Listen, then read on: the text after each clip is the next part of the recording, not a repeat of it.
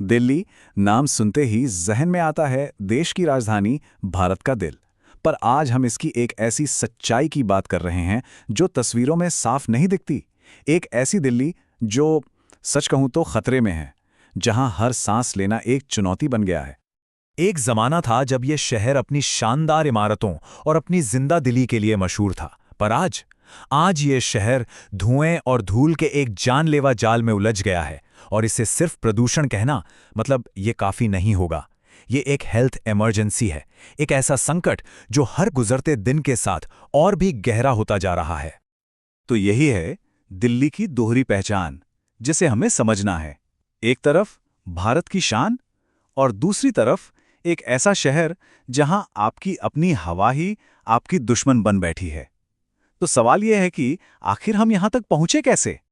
Okay, तो इस संकट की गंभीरता को, इसकी सीरियसनेस को समझने के लिए चलिए कुछ आंकड़ों पे नजर डालते हैं। और हाँ, ये सिर्फ नंबर्स नहीं है, ये उस कड़वी हकीकत को दिखाते हैं जिसमें दिल्ली के लाखों लोग हर रोज सांस लेने को मजबूर हैं। अब आगे बढ़ने से पहले एक चीज समझना जरूरी है। एयर क्वालिटी इंडेक्स, जिसे हम शॉर्ट में AQI कहते हैं, सिंपल भाषा में ये हवा की क्वालिटी नापने का एक मीटर है। AQI का नंबर जितना ज्यादा, हवा उतनी ही जहरीली और सेहत के लिए उतनी ही ज्यादा खतरनाक। सीधा सा हिसाब है। और दिल्ली में ये आंकड़ा सारे रिकॉर्ड तोड़ चुका है। कई लाखों में AQI 500 के भी पार चला गया है। 500, इसे हजार्डस लेवल कहते हैं, मतलब जानलेवा। और इसको ऐसे समझिए, 500 AQI में एक दिन सांस लेने का मतलब है करीब करीब 22 सिगरेट पीने के बराबर का नुकसान आपके फेफड़ों को हो रहा है। तो अब ये हवा सिर्फ गंदी नहीं रही, ये जहर बन चुकी है। और ये जो आप देख रहे हैं, ये इस खतरे को और भी साफ साफ दिखाता है। देखिए, वर्ल्ड हेल्थ ऑर्गेनाइजेशन यानी WHO कहता है कि हवा में सेफ लेवल 25 यूनिट से कम होना चाहिए, और दिल्ली का लेवल 450 से भी ज्यादा, मतलब सेफ लिमिट से लगभग 18 गुना ज्यादा। सोचिए जरा कितना बड़ा फर्क है ये।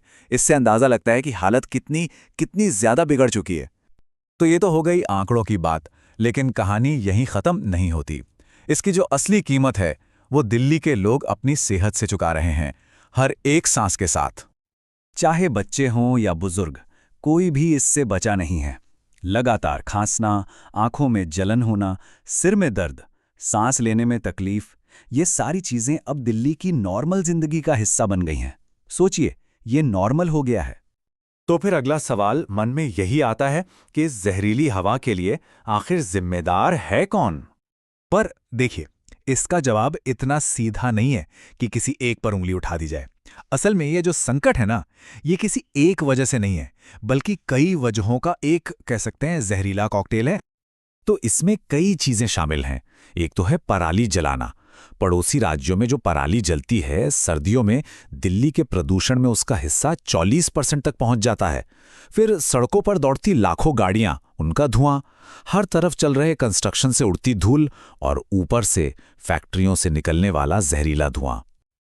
और जब ये सारी चीजें, पराली, गाड़ियों का धुआं, धूल, सब एक साथ मिल जाती हैं, तो दिल्ली सच में एक गैस चेंबर बन जाती है। हाँ, ये सुनने में बहुत कठोर लगता है, पर आज के जो हालात है ना, उनको बताने के लिए शायद इससे बेहतर कोई शब्द नहीं है।